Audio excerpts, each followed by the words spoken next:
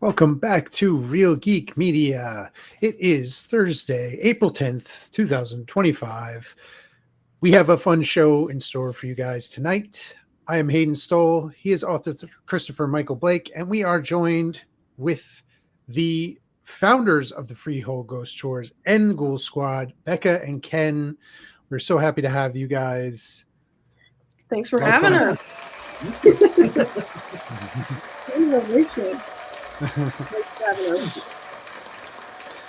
So I think it's safe to say that you're the kind of people we want to have around a campfire to tell us some stories or a haunted house and give us some great insight into what you guys do. We're very excited to have you. Let's start from the beginning. How did this all come to life? Oh man, how far back we gone? Well, I'll say Ken and I are best friends. We met in 2021. Both we worked for still work for Paranormal Books and Curiosities in Asbury Park. We were tour guides. I'm actually wearing the shirt from the Jersey Devil Festival, Nice. the annual. I heard a good author's going to be there on May 5th. I don't know who that author would be. I don't think. I know he's there. I don't know who it is. I'm just going to think about it. That's so funny. See you there. But yes, the owner, Kathy Kelly, is great, and I honestly didn't know I was going to get into tours and being a tour guide, but her passion sort of rubbed off on me, and I loved it so much. I was like, I gotta bring this to my hometown of Freehold, and I've lived in Freehold my whole life. So then the past 3 years, it just became digging deep into history, gathering ghost stories from locals, or just personal, like bizarre out there stories from locals. And for me, it's a way to appreciate history. It started as, I like being spooked, and now it's not really scary. It's over the past few years and working at the museum and doing my own thing. It's become more of that this isn't scary. This is just another way of learning. It's a study. It really is. It's a study. But the Freehold tours have been so rewarding so far. It's like bringing the community together, and it's only in its second year right now, and was far more successful than I expected. So I'm really happy with it. And I honestly couldn't do anything without, like, seriously, such a big support, so helpful. He's the research guy. He, when we do I'm sure we'll get into our trips, our excursions, he's my go-to guy. Gotcha. Now, let me ask you a question. When you guys go out on these trips, I watched some of the YouTube videos. It seems like you guys are in a graveyard. Sometimes. What can the average participant kind of expect on one of these tours? Is it a trolley tour or? Oh, so the Freehold ones are walking tours in downtown Freehold. However, I gathered so many stories that some of them extend past the borough into the township or neighboring towns or just off the walking route. So I'm working on a book. It's almost done. It's the same name as the tour, Dark History and Hauntings of Freehold. Aiming to have that out by October, and then I could be an author at the There you go. But yeah, it's on foot. It's walking. It's like a little under 2 hours. It's just like a nice night out. Mm-hmm. That's awesome. Do it, Charlie. I would. I'd love to. Maybe. So do you have a personal favorite haunted spot on the tour? Ooh, I know I do. On my tour. On your tour, Go for it. Come in closer. Well, it's the second to the last location.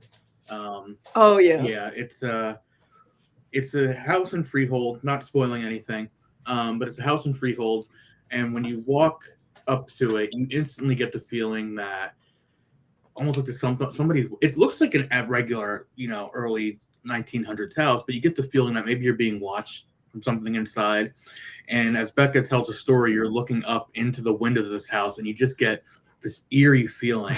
And it's not overtly scary. It's not an overtly terrifying story. It's just, to me, it's one where, like, almost along the lines of stuff that we deal with all the time, but just, I don't know, it's very, very creepy, and I won't spoil anything about it, but you have to take the tour to get the full story. Absolutely. But I actually like that one because that story I kind of came across by accident. It was a family home 100 years ago, but the last 30 years, and an accountant has been working out of there. It's been his office.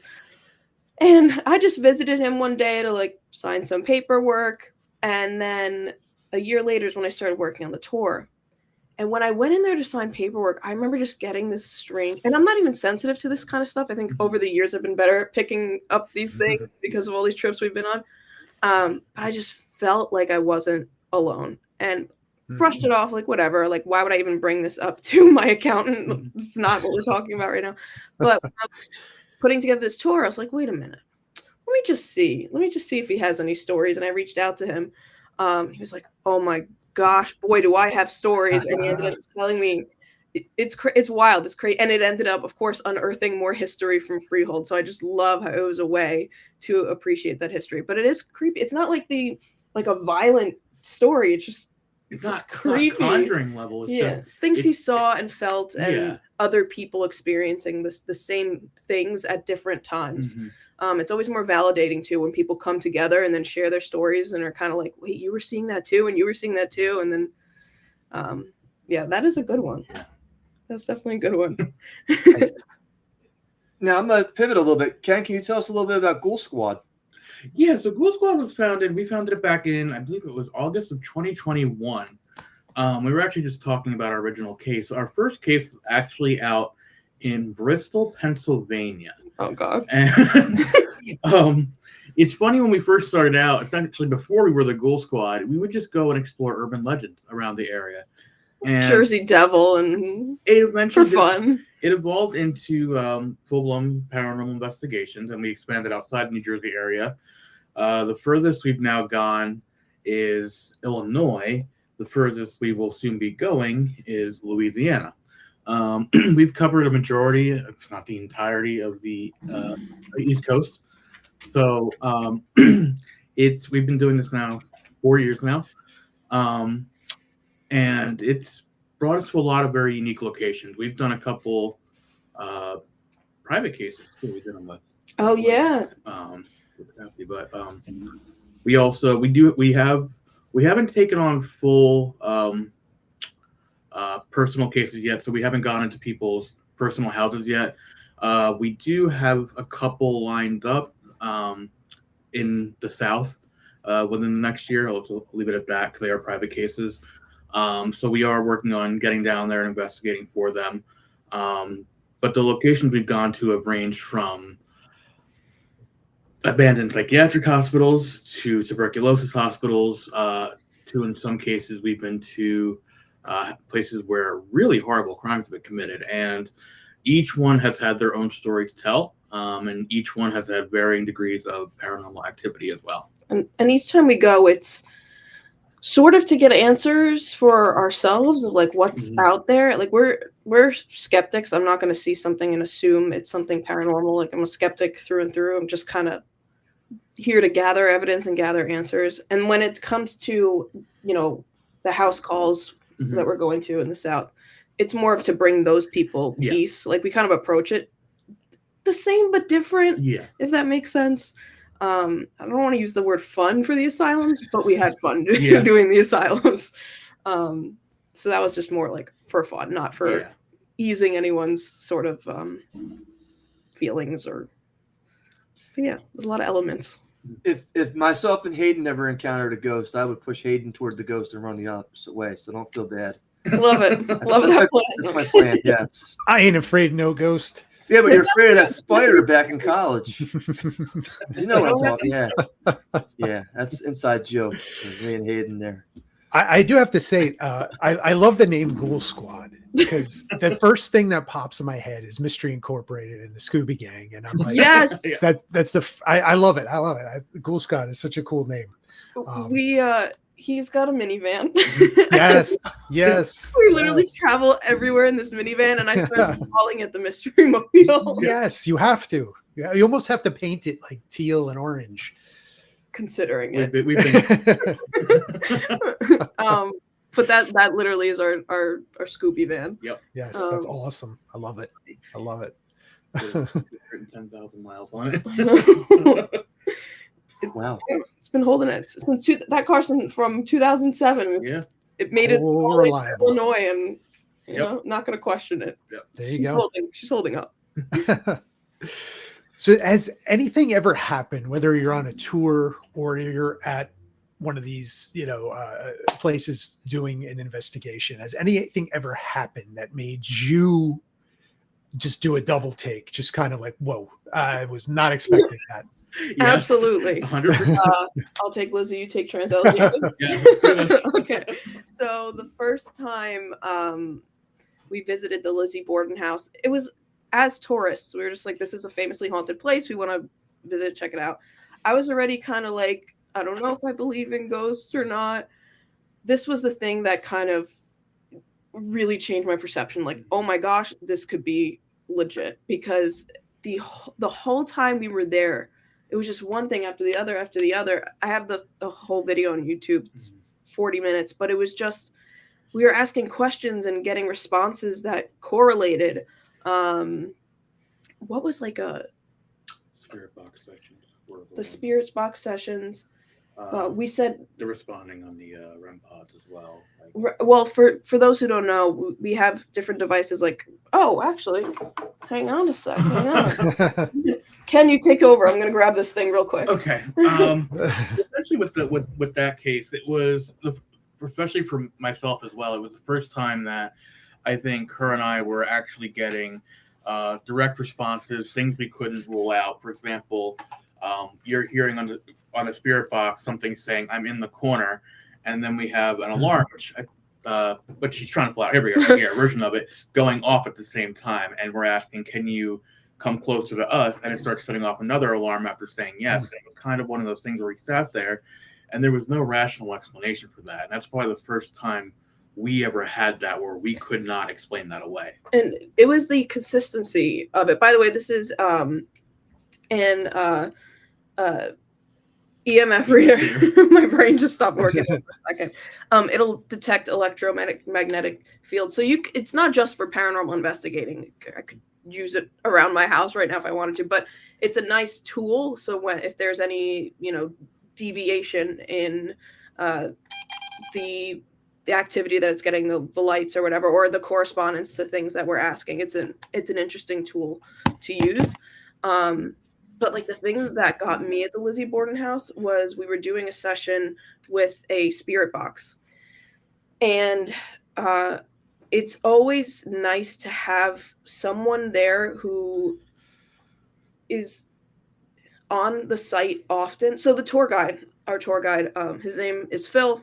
Shout out to Phil. He's a friend of ours now. But it's cool that he knows what every night is like, and we were completely new to it. And he was great where he didn't tell us anything, nothing to expect. He started with, you're not going to get answers on who murdered who in this house or whatever, but you may get answers in regards to the existence of the afterlife. So towards the end of the night, because we were going overtime, because it was an event you sign up for, and this voice kept coming through the spirit box saying, stand up, like, get up, stand out, like, demands that definitely implied it didn't want us there. Wow. So then when everything wrapped up, I'm like getting chills thinking about it. Phil goes, just so you know, every time we do these investigations, and if we happen to go over time, it's the end of the night when we start hearing that voice that we believe is Andrew Borden, one of the murder victims, for anyone who doesn't know, telling people that it's time to leave, it's time to go home. But the fact that we experienced that, not planned, nothing. So, and that's all on my YouTube channel. But that's what like changed my frame of mind with the paranormal. Even just walking in there, like the feeling of that place. Wow. And then, and I've never been like scared until Transallegany Lunatic Asylum. When we went there, it was the name it held for most of its operational existence was the Weston State Hospital in West Virginia. And that hospital has a very dark, tragic history. And we had gone into that kind of blind on the information about it. intentionally. We had heard some people go, "Oh, it's haunted. Oh, it's not haunted. Oh, it's this type of haunting." We were kind of just like, we'll just go there and see. And not joking, we went there on a dark and stormy night, rolled up with thunder and lightning in the background. We're like, okay, well, set in the mood.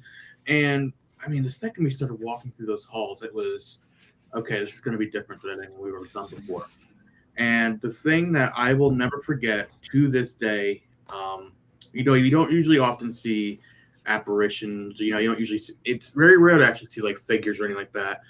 But I will never forget looking down this hallway, and what I saw was a black shadow on the floor that appeared to be crawling, and I described it as a half human, half snake shape.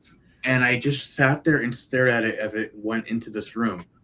And I was shocked by it, and I thought, am I seeing what I think I'm seeing? And the person who was next to me in the hallway goes, "You're seeing it too." And I'm like, "What are you seeing?" He goes, "You saw something crawl into the room." And I'm like, "Yeah, I did." And there was nothing in that room. And it turned out, we found out later on that night that there is an entity there they've caught on camera before, that they refer to as the creeper, which is usually on the higher floors. And some have hypothesized that it's about as close to what some people will describe as a demonic entity as you're going to get without, but in scientific terms, it's extremely hateful. And we instantly, when we went to the top floor, instantly feel it. And it was an overwhelming feeling of being hated. And I could not wait to get off of that floor. It was the first time, I think the only time, me and her had ever walked into a place, got up there and said, "What have we gotten ourselves into?" We needed a drink after that. Oh, yeah, we did. But I will say, I was like, "Ken, you're seeing things, like your eyes are playing tricks on you." And then the tour guide takes us up the next floor and goes, "By the way, this is what people sometimes see, is this thing crawling across the floor." And television shows have yeah, television shows caught on camera. And we think we did too, second time. Possibly. And oh yeah, we went a first time, and then we did a full overnight private investigation with a small group of us. Yeah. That building is huge. Like we can get into Kirkbride buildings later, and he's writing a book about it. But they're huge, and they're labyrinths, and it was a lot to manage as a group of 8 people. Yeah. But that was. Now, I have to ask: did the creeper touch any of you while you guys were there? Because I know that has happened. Not me, thank God. No. I do know. Didn't Kathy or someone get tapped or something? Or yes, well, I know when because it had interacted with me the first time. When we went back the second time, they kind of used us, or kind of used me as bait, and had me stand in the middle of the hallway. And they attempted to go, "Oh, you've showed yourself to Ken before. Just go up, just grab his ankle or something." I'm sitting there turning around like, "I beg your pardon, what's going on?" I've noticed though in these last 2 stories, kind of that backs up my point. When things happen to us, it's when we're not seeking it out. Every time it seems to be that way. Yeah. When the Lizzie Borden, we were just casually going on a tour, like a last minute tour. Trans-Allegheny, last minute tour, but when we came back both times to do the overnights, it was less active. It's the places that I don't think are going to be haunted are the ones that end up being haunted. And then like at the Paranormal Museum, there was a day I was alone taking out the trash, and that's like after the years of being there and like little things happening here and there, that particular time is when I swore I saw something, which we believe was a spirit associated with a very active artifact of ours. That's not my story to tell, but again, I was just taking out the trash, and it wasn't the Annabelle doll, right? Oh, we're gonna be spending. We're visiting her this weekend. Actually, this weekend. Oh. Casual. It was nice knowing you guys. I've met her before, so I met Robert the doll. There. Oh yes, I got my honeymoon was in Key West, and we met Robert the doll, and we were specifically told not to offend Robert, and to be nice to him and ask permission to take photos and everything else. And they bring you to the fortress, and it's at night, and I love the tour down there too. It's very interesting. I love besides, yes, it's like one of the most haunted cities, so I get what I get out of it. Beautiful though. Oh my gosh, like there's something for everybody. It's just like a side note, but it is like there's paradise, pretty much. That's why I am. Shout out Key West. I know. Now, I'm surprised you guys would say that you weren't expecting Trans-Allegheny to be haunted, because that's one of the most infamously haunted places on the East Coast. Am I correct with that, right? Well, rather, we knew that we were taking a ghost tour. Like, we knew, it has ghost stories.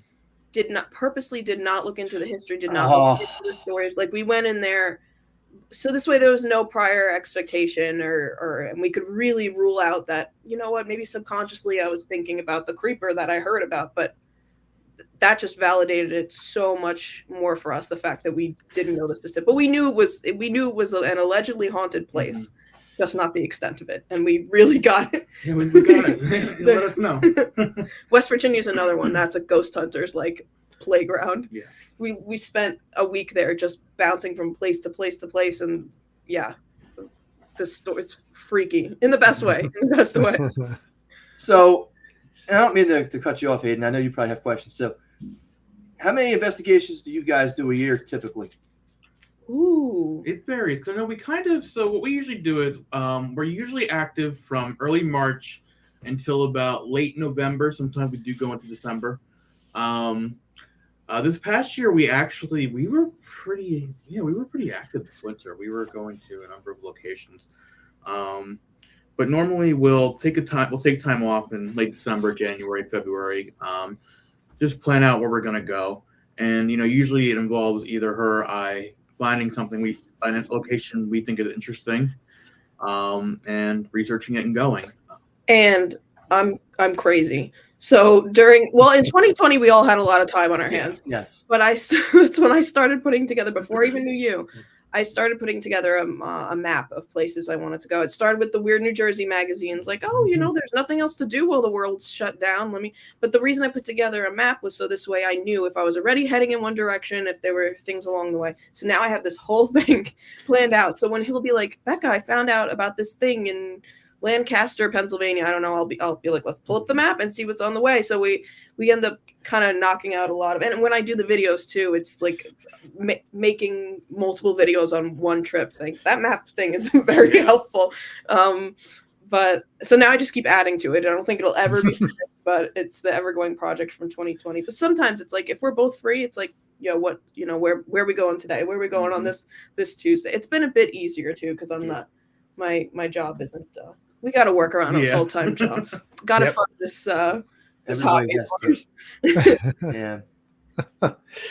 So I want to talk real quick about, I guess, building the tour experience. Yeah. How do you even go putting something like that together? Like, I know you mentioned, some interviews, and, you dig up in archives, follow locals around. How does it all work? How does it come together? So, I'm glad you asked that. Part of it is, I definitely think, luck. And it did help that I grew up in the area and knew people who knew people. Like, sometimes I'm really impressed now with, I know you can see all the books behind me. I'll see people write books about their whole state or towns they're not from. And I'm like, how do they get these stories? But it evolved over time. I first did the research on Freehold, dug deep into the history. When I would tell people that, hey, I work at the Paranormal Museum in Asbury Park, they usually feel compelled to share their ghost stories with me. So that's how I started getting Freehold ones.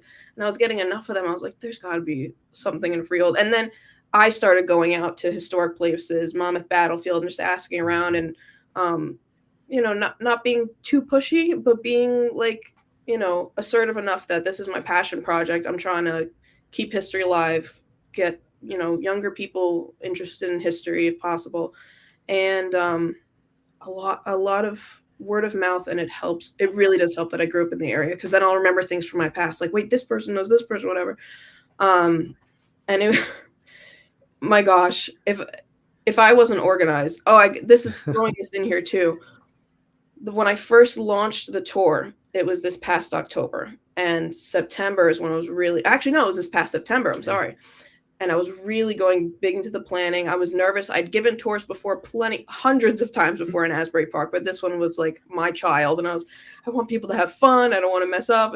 It was so stressful. Literally at the same exact time I was planning my wedding, and I can't tell you I don't know how I did that. It was just, I'd go to bed and be like, oh wait, you got to call this person tomorrow. You got to contact the florist. Oh, and make sure you investigate this. Oh, and it was like the never-ending thought. Oh, and another thing, sorry, throwing I worked at a hotel in the area, and some of my clients would come in, and I had my little business card sitting on my desk with my YouTube on it. Didn't really mention it too much, but every now and then they would mention something or see it, or for instance, one of the family members that owns the Our House restaurant in Farmingdale, that place is haunted. They mentioned that their family owned it, and I was like, in my head, I was like, oh, that's really cool. I didn't want to jump right into the ghost things because I was like, trying to be professional and go, oh, that place has a lot of history. I love it. But then he noticed my business card, and he's like, do you want to do like a paranormal investigation? I was like, absolutely. So honestly, that job made me a lot of connections with people in the area, and it's just getting out there and talking to people, just moving around and think like you guys. Literally, you found me because I was wearing my shirt at that convention. Luck is a big part of it, and hard work. Can't argue with that. Yeah. Tell us a little bit about Gruber Productions. So, don't be shy. It's okay. Because I'm like, where do I start? I've always been interested in filmmaking. Like that has been my passion since as long as I can remember. Like I'd be a child stealing the family's VHS camera, putting up backgrounds and putting whoever I could in videos, friends, my pets, my stuffed animals, like whatever I had. And everything was about storytelling. And I went to Montclair State for film, graduated in 2016. And then I worked in the film industry in Manhattan in post-production for 5 years. First for a company, then for a TV show. And I gotta say, it was cool to be able to be like, I worked on this, and I worked with Bo Burnham, and I worked with Scorsese. But it was that like being creative that was just missing. And I think when you're just out of college and people, they look at you and you look younger, and it's PA job after PA job. And I know you got to start somewhere, so this isn't me complaining at all, but I wasn't feeling fulfilled. And in a way, like it was around that time of the pandemic that locally is when, I was being asked to sort of MRD Productions. They're great. They have a podcast. And I was their editor. It was so nice to feel valued as an editor. And I am jumping a bit ahead of myself, but while I was in Manhattan, I did need that like creative fix. So I said, you know what, I'm going to start. I had a YouTube channel like before that, but it was just kind of silly things. I said, I'm going to start something documenting my life in film. And when I make narratives or music videos, whatever, I'll post them up there too. And I did that, and it slowly morphed into a paranormal investigation channel. But more than that is that it started from I wanted to make documentaries. Like documentary filmmaking is my absolute favorite because I'm a video editor, and that's where the story comes from. It comes from the editing. The subject matter just happened to turn into paranormal, but I like that. I sometimes also like when we go on a trip and maybe nothing happens or nothing that substantial happens. It's like a challenge for me to edit it into something interesting, an interesting narrative. So it's that editing, it's that art process that I love. And so that YouTube channel is to showcase not only our adventures, but me as an editor as well. Now, Ken, can you tell us a little bit about your background in terms of what you do? You said you're putting a book together. You certainly have the flair and the you certainly have the flair and the drive to want to go to all these places. Where did this passion kind of come from? So the passion for the paranormal came. I had an experience when I was 4 years old. And growing up, I wanted to research that a little bit more. And I kind of grew up with the paranormal. I actually wrote a book. I've written 2 of them so far, but the big one was called A Spirited Life. It was kind of my biography, my autobiography about how I got involved in all this craziness. And growing up, my grandmother was very interested in the paranormal at the death of my grandfather.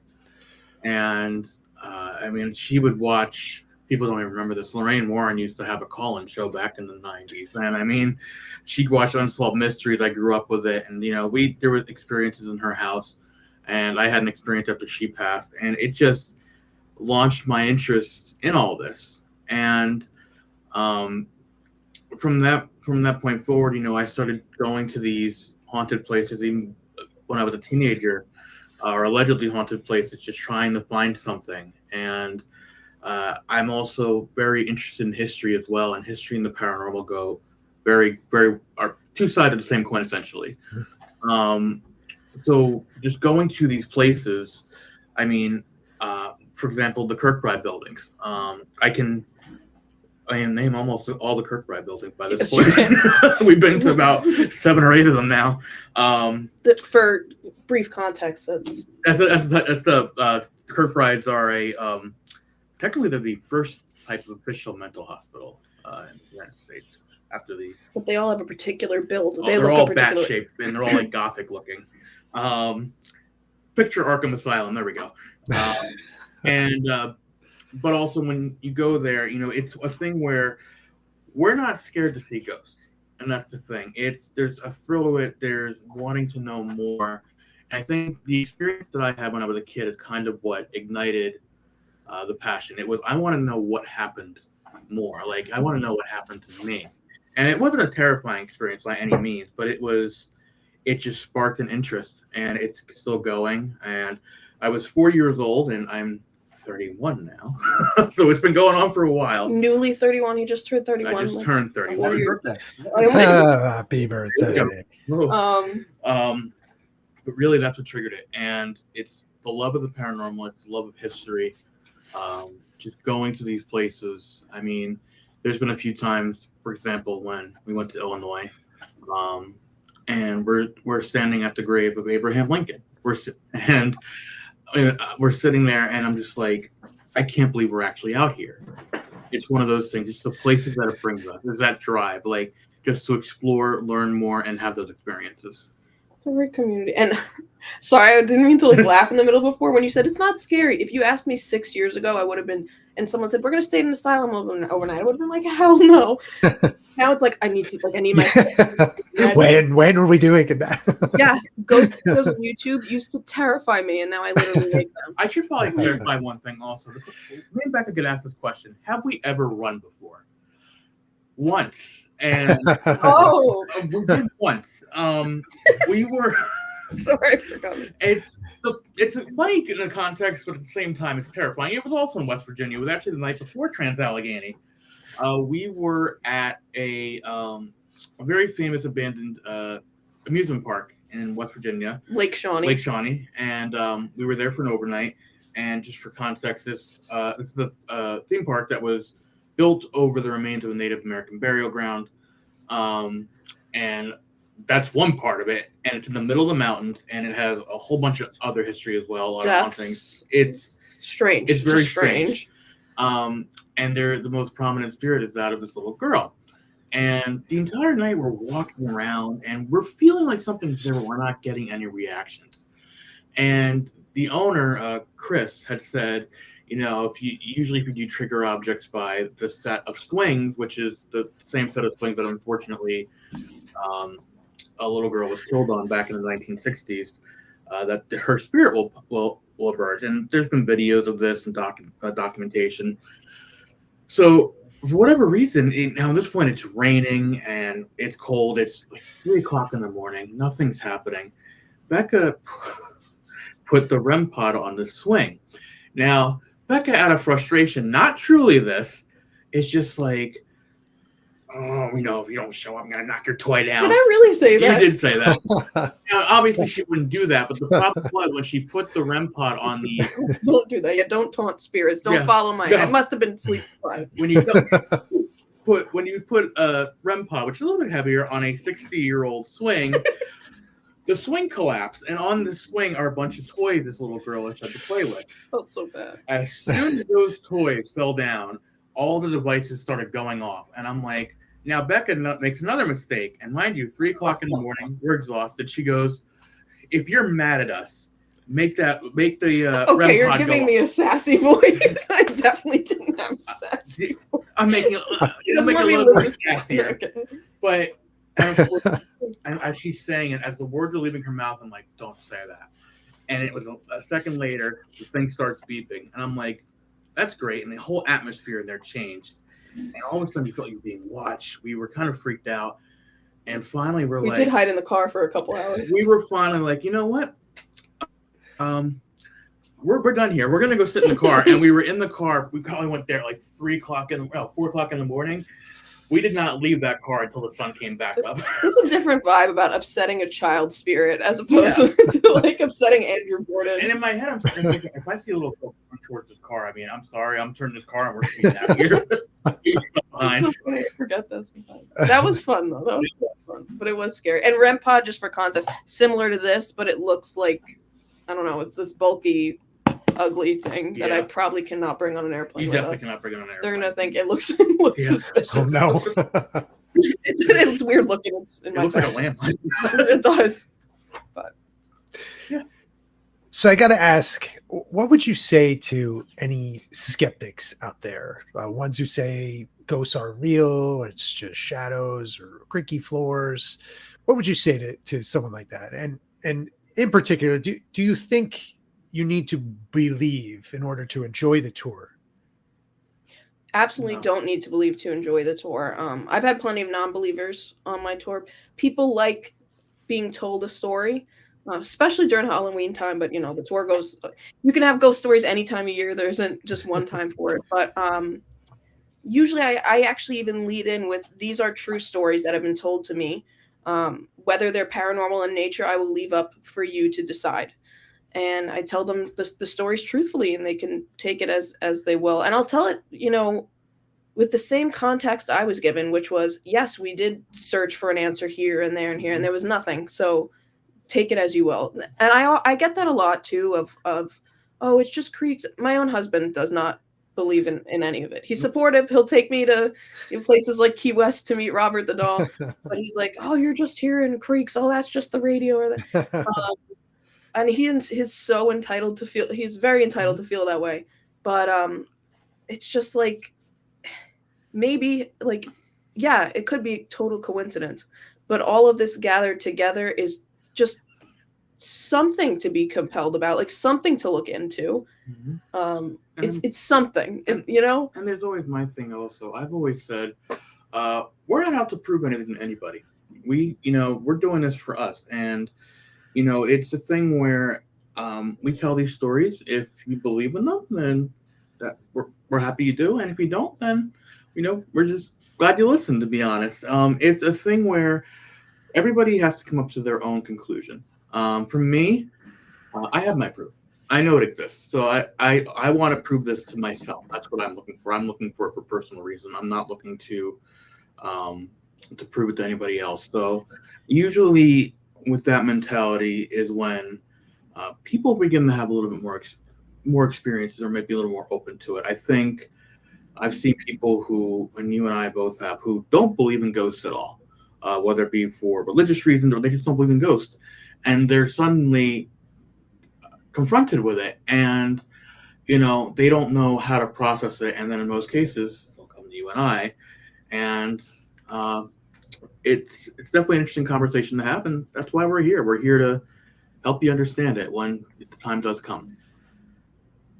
That was a really good answer. Thank you.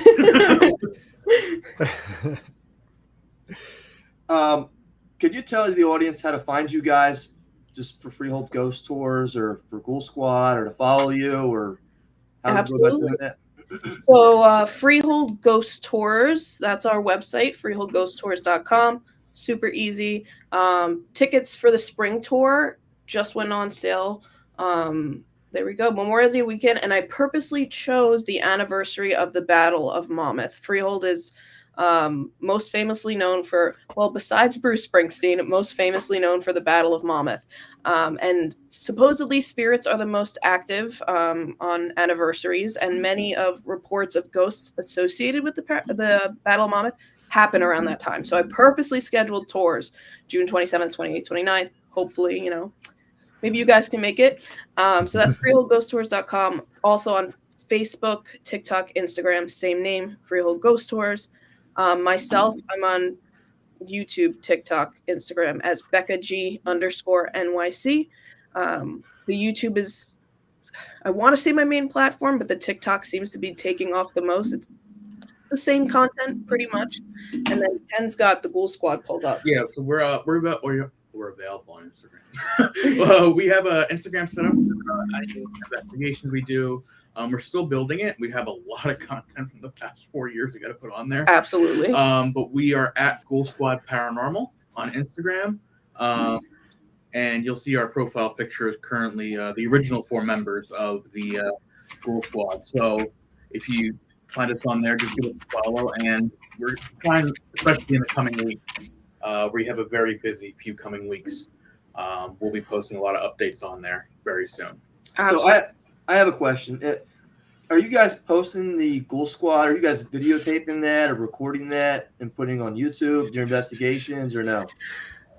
Ghoul Squad itself, working on getting that one up. We're doing it for Becca G. But yeah, right now it's on mine, Becca GNYC. But you'll see me say I'm with the Ghoul Squad, and so between both. But right now it's on Becca GNYC.